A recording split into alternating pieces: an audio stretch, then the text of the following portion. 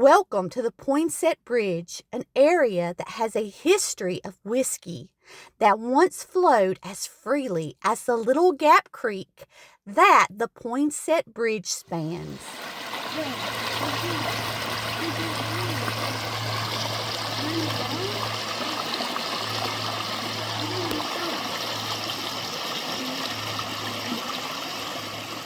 Long after settlers had come to the colony of South Carolina, a few brave Scots-Irish made their way to the mountains of the back country.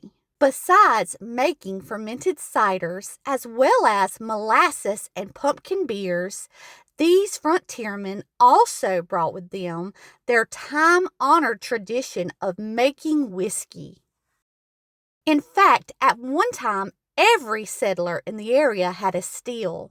During this time, everyone drank, or at least purified their water with a splash of hard liquor.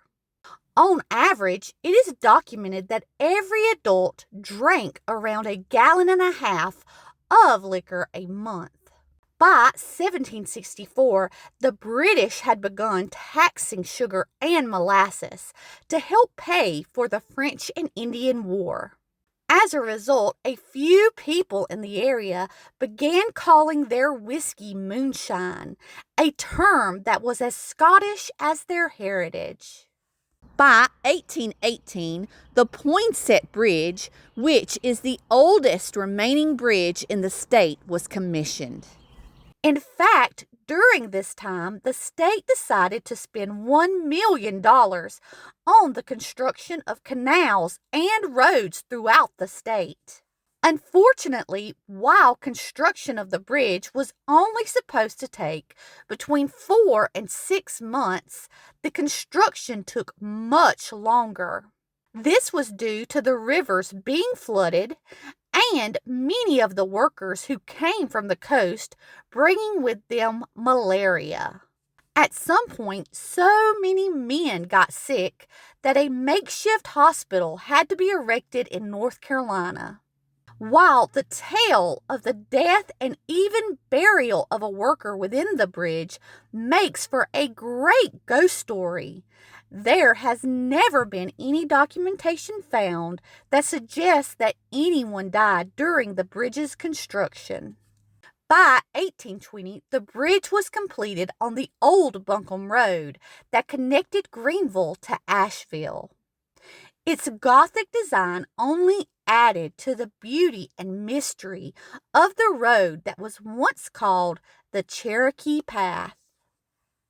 The bridge was named after South Carolinian Joel Poinsett. Joel is mainly remembered for being appointed by the 6th President John Quincy Adams as the ambassador of Mexico, as well as for the state park and Christmas flower, which, like this bridge, share his surname. Notably, between 1832 and 1833, Joel Poinsett, along with fellow South Carolinian President Andrew Jackson, worked tirelessly to stop South Carolina, who threatened to refuse and enforce certain federal laws and tariffs.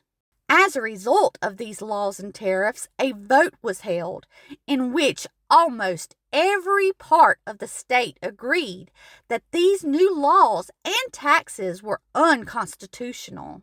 Everywhere except for this small northeast part of the state. While I can't state for certain why this area wouldn't agree with the rest of the state, it may have been that the people here were so poor that they didn't have many slaves, and thus were not greatly affected by these laws or tariffs. That being said, another popular ghost tale involves a runaway slave being beheaded or hung on or at the bridge.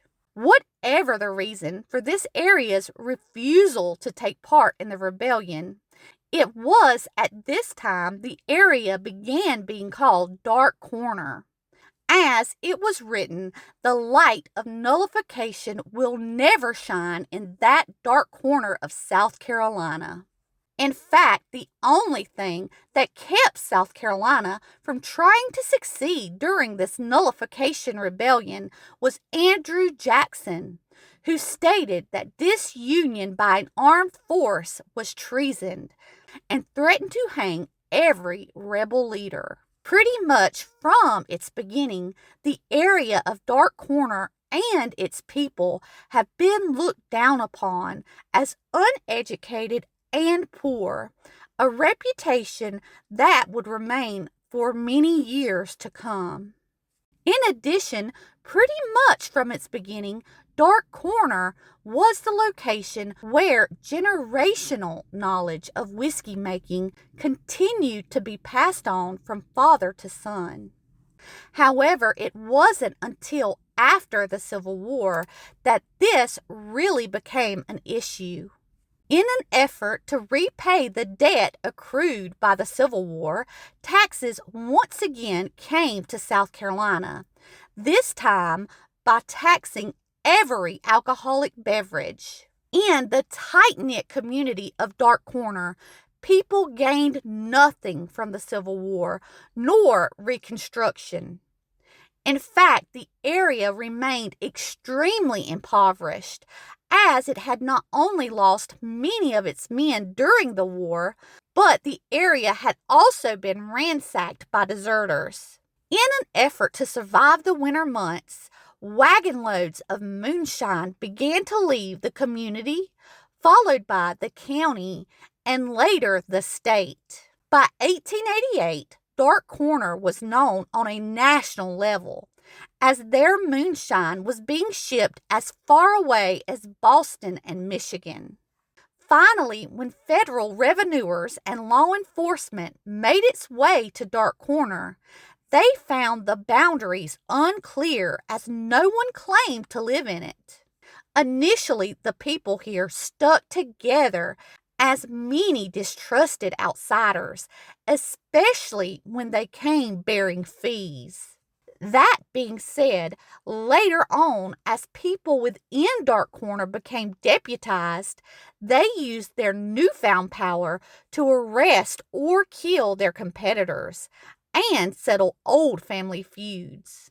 By 1926, in the haunting beauty of the area, the old Camp Indian Boy Scout camp opened. As a result, ghost tales about the beautiful old bridge began to circulate. In addition, by the 30s, the men involved in the moonshine trade would often show off their fast cars, and thus the area became synonymous with drag racing. Interestingly, while once one of the poorest and most secluded areas in the state, today it is very wealthy, as the area's beauty has led to tourism and development.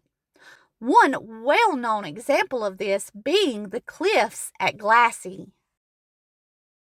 On a personal note, this bridge has always meant a great deal to me.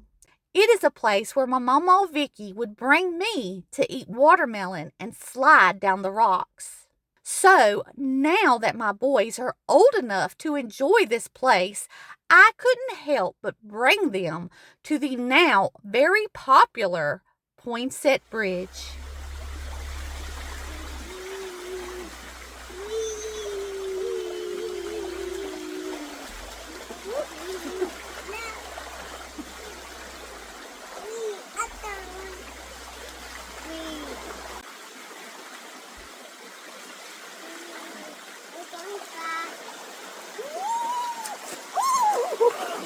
That was the fastest. That was fast. No, see where that little hump is? Don't stand up.